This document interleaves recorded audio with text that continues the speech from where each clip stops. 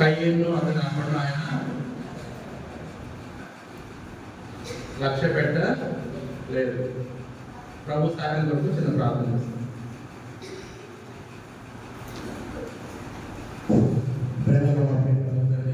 శ్రేష్టమైన నామం బట్టి స్థుతిస్తూ ఆరాధిస్తున్నాం ప్రభావ.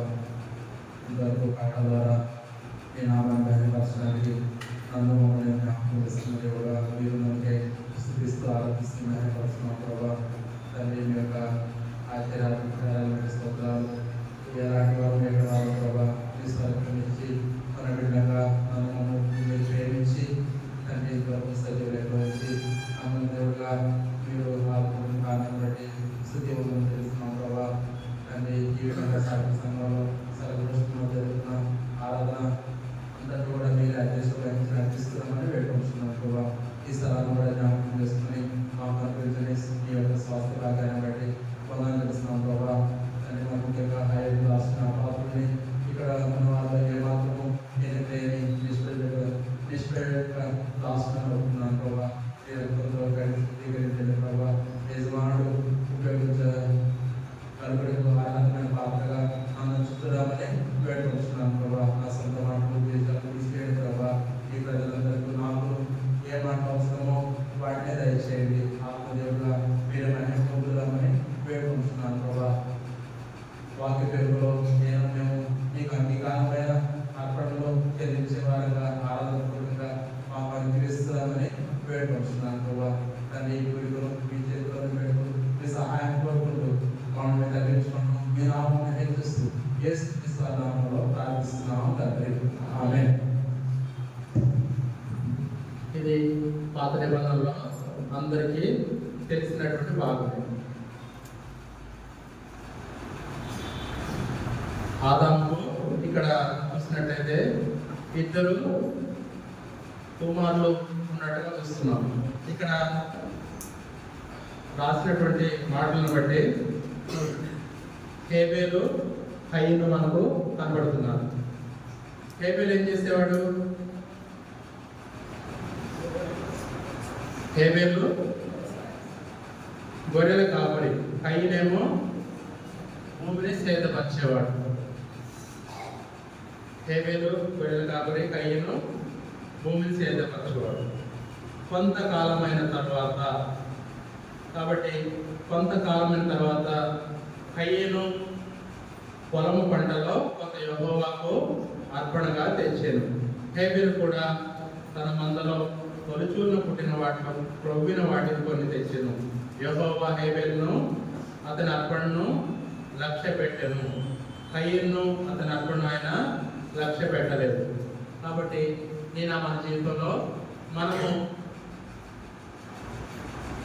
దేవుని నామములో రక్షింపబడ్డ నేను కూడా పై పరిస్థితులను బట్టి మనము అంచనా వేసే వారంగా ఉంటాము. మన దేవుడు ఎలాంటి వాడు? ఆయన హృదయమును తన అంతరంగమును లక్ష్య పెట్టేవాడు. ఆయనకు మరువైనది ఏదీ లేదు.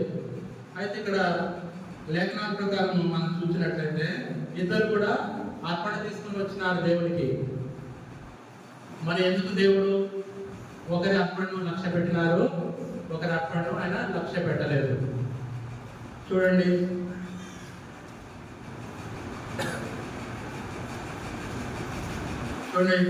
కీర్తన గ్రంథం 107.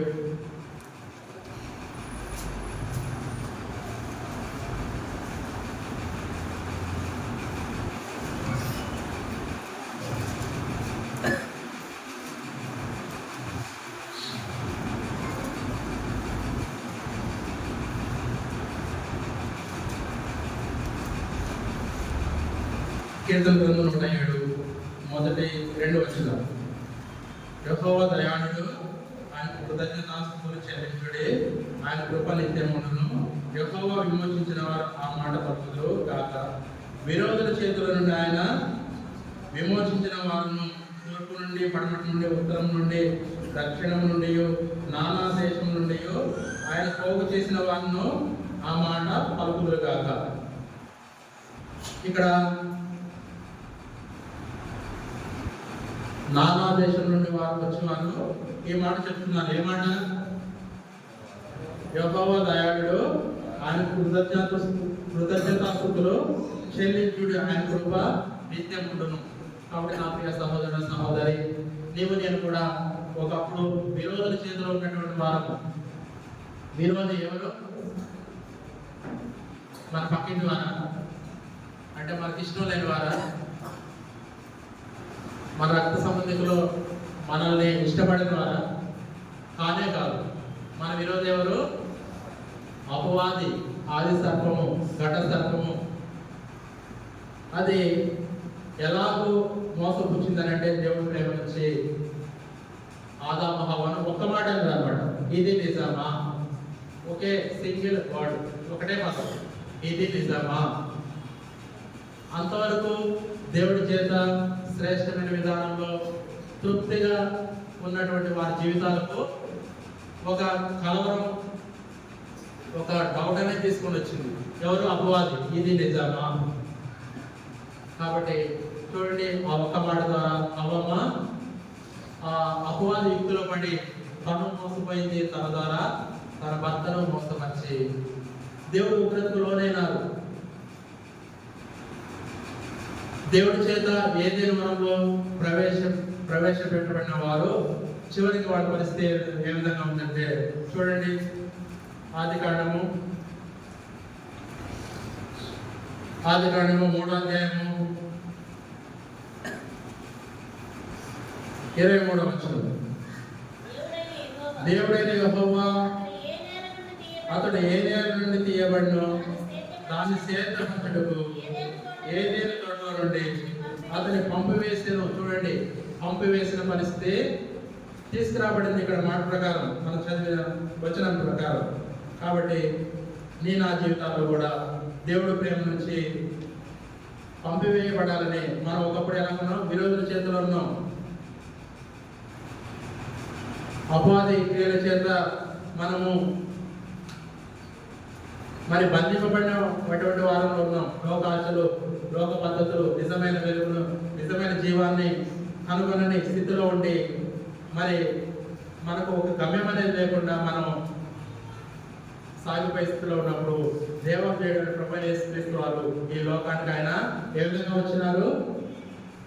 చూడండి, లూకా సువార్త 24వ అధ్యాయము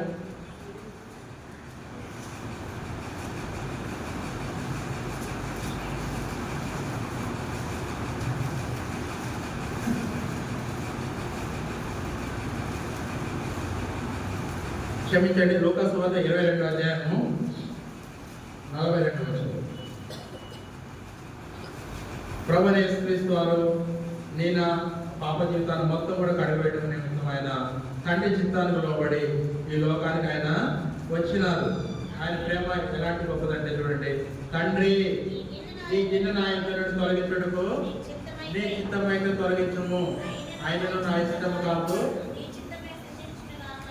అని ప్రార్థించారు. ప్రభువైన యేసుక్రీస్తు వారు ఈ ప్రార్థన మరి శిలువ మరణం పొందబోయే ముందు రోజు చేసినటువంటి ప్రార్థన. ఆయన తెలుసు అనమాట, ఆయనకు ఆ ఉగ్రత పాత్రలో ఉన్నది, ఆ యొక్క హానికరమైనది, తాగడం ఏమాత్రం ఇష్టం లేదు. అయినా కానీ చివరిగా వేడుకుంటున్నారు, తండ్రి ఈ గిన్నె నా యొద్ద నుంచి తొలగించుటకు నీ ఇష్టమైతే తొలగించము, ఆయనను నా ఇష్టము కాదు నీ చిత్తమే సిద్ధించును గాక. అటువంటి చిత్తానుసారమైన తండ్రి చిత్తానుసారమైన ప్రార్థన చేసి ఆయన ఎంతగా సిలువడానికి అప్పగించుకున్నాడంటే చూడండి, యెషయా గ్రంథము 53వ అధ్యాయము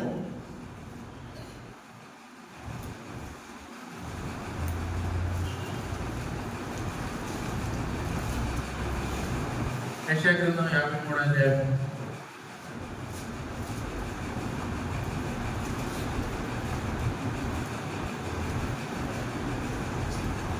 10వ వచనం.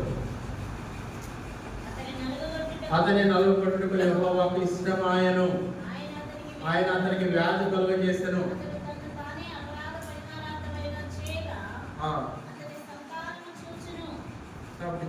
కాబట్టి అతని నలుగుబట్టుకు యెహోవాకు ఇష్టమాయను. కాబట్టి నా ప్రియ సహోదరుడు సహోదరి, నేను మన జీవితంలో రక్షణ కలుగే నిమిత్తము దేవాది దేవుడు ప్రభువైన యేసుక్రీస్తు వారు ఈ లోకానికి 2025 సంవత్సరాల క్రితమే ఆయన శరీరధారిగా వచ్చినారు. ఆయన శిలువ మరణం పొందినంతగా వ్యాధిని అనుభవించినారు, వేదన అనుభవించినారు. కాబట్టి కొరడా గంట 5 కొక్కిలు ఉంటాయంట. ఇట్లా వేస్తే చీల్చి రావాల్సింది. ఆయన మన ప్రభువైన యేసుక్రీస్తు వారు ఎన్ని కొరడాలు పొందినారు? 39, 1 తక్కువ 40. 39 ఇంటూ 5 చూడండి, 135 గాయాలు ఆయన నీ కొరకు నాకు పొందినారు. తలపై ముళ్ళ కిరీటం, చేతులకు కాళ్ళకు మేకులు స్త్రీలకు, పక్కలో బల్లెపు పోటు, ఆయన చివరి రక్తమంతా కూడా ఆఖరి వరకు నీ కొరకు నా కొరకు ఆయన కార్చిన అటువంటి విలువైన రక్తం కార్చి ప్రభువైన యేసుక్రీస్తు వారు ఆ శిలువ మ్రానుపై ఒక నిలువు కర్రపై అడ్డకర్రపై రమారమి 6 గంటలు, ఉదయకాలం 9 నుంచి 3 గంటల వరకు 6 గంటలు కూడా ఆ శిలువ మ్రానుపై ఆ నిందను వేదనను నీ కొరకు నా కొరకు అనుభవించి ఆయన శిలువ మరణం పొందినంతగా మనల్ని ప్రేమించినారు. అటువంటి ప్రేమకు నీవు నేను కూడా కృతజ్ఞతలు చెల్లింప బద్ధులమై ఉన్నాము. అయితే ఆయన ఈ ప్రభు దినం, పండుగ దినం రోజంట దేవదూతల ఆరాధన ఆయన ఆపివేస్తాడంట.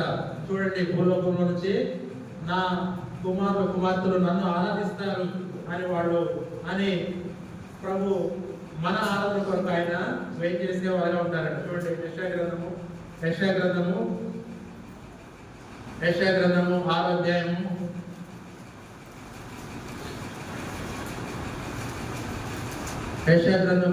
అధ్యాయము 2వ వచనం నుంచి ఆయనకు పైగా శరాపులు నిలిచిరి, ఒక్కొక్కరికి 6 రెక్కలు ఉండెను, ప్రతివాడు 2 రెక్కలతో కప్పుకొనచ్చు ఎగురుచుండెను.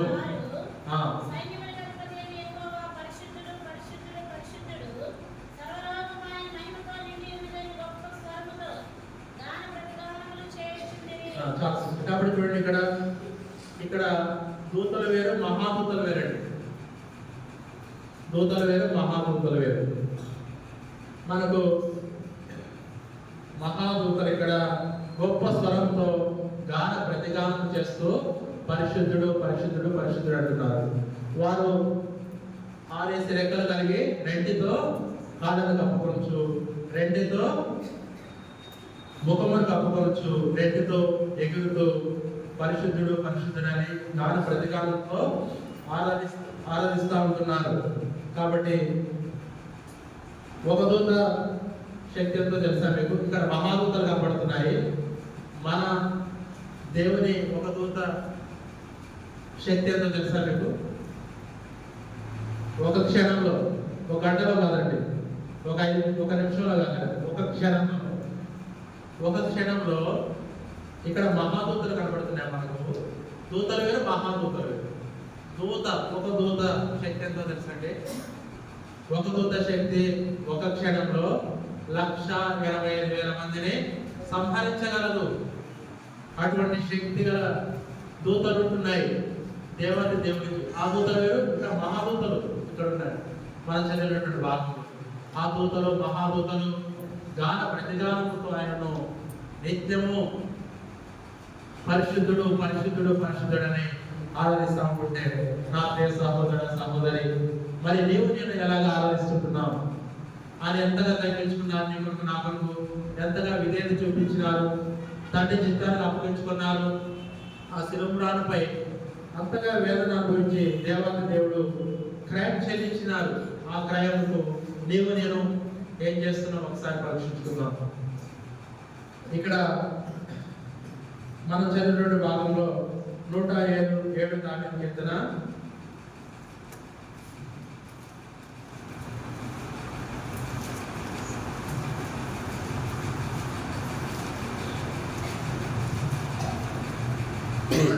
ఇంకా కొంచెం ముందుకు వెళ్దామండి. 107 దాని కీర్తనలో ఇక్కడ 5వ వచనం. ఆకలి దప్పుల చేత వారి ప్రాణం వారిలో సొమ్మశీలను వారి కష్టకాలం ముందు యెహోవాకు మొరపెట్టిరి, ఆయన వారి ఆపదలో నుండి వారిని విడిపించెను. ఇంకా ఇక్కడ 8వ వచనం 2వ భాగం. ఆశ్చర్యకారణం బట్టి వారి యెహోవాకు కృతజ్ఞతాస్తుతులు చెల్లించుదురుగాక. ఇక్కడ ఇంకా 11వ వచనం. బాధ చేత ఇనుప కట్ట చేతను బంధింపబడిన వారే చీకటిలోను మరణాంధకారంలోను నివాసము చేయు వారి హృదయమును ఆయన ఆయాసం చేత కృంగజేసెను. వారి కూలి ఉండగా సహాయుడు లేకపోయేను. కష్టకాలముందు వారి యెహోవాకు మొరపెట్టిరి, ఆయన వారి ఆపదలో నుండి వారిని విడిపించెను.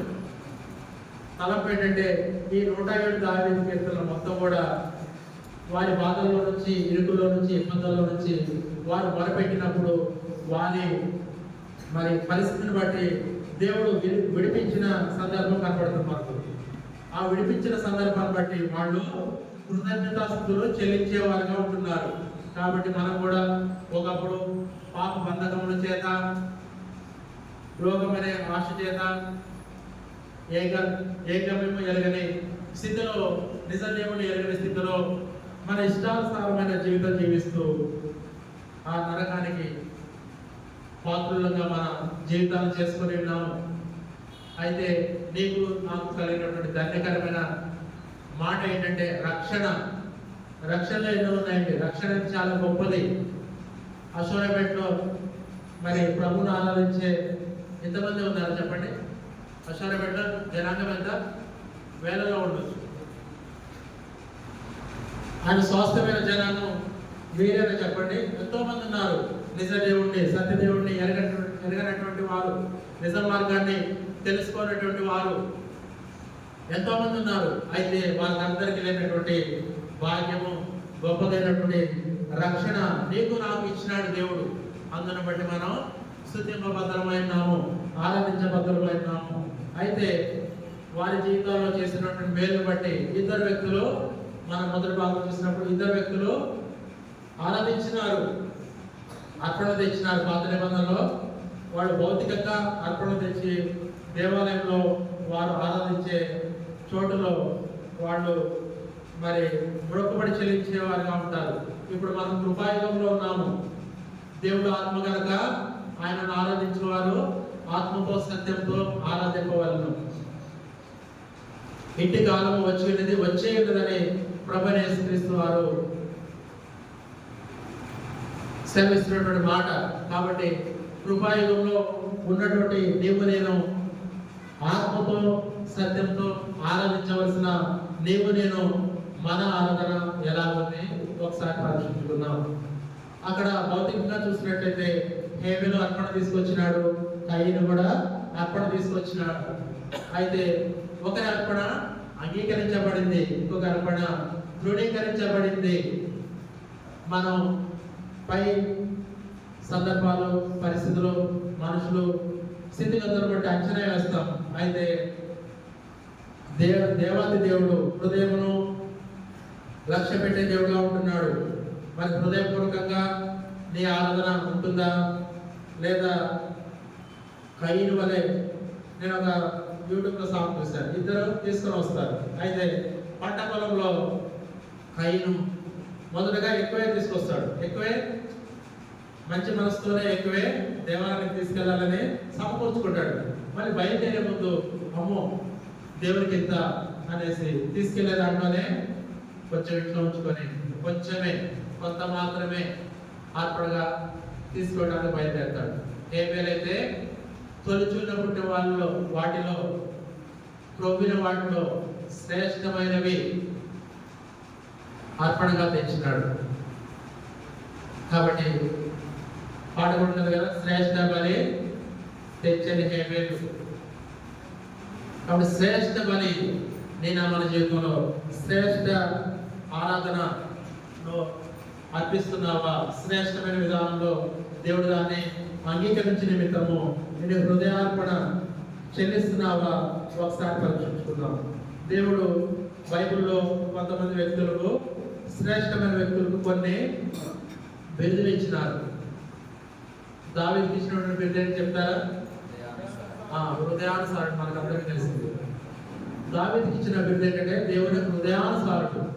దావీదు ఒక బత్షెబా విషయంలో తప్ప మిగతా అన్ని విషయాల్లో కూడా దేవుని హృదయానుసారుడుగా చేయబడ్డాడు దావీదు. కాబట్టి తలపు ఏంటంటే హృదయానుసారుడుగా దావీదు దేవుని చిత్తాన్ని ఎల్లవేళలా నెరవేర్చే స్థితిలో ఉంటున్నాడు. అందుకే దావీదుకు దేవుడు హృదయానుసారుడని